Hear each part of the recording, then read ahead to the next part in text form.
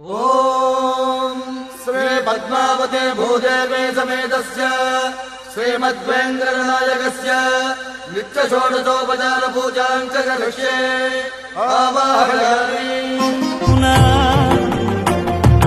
పద్మావతి పతి ఆయను పరంధాముడు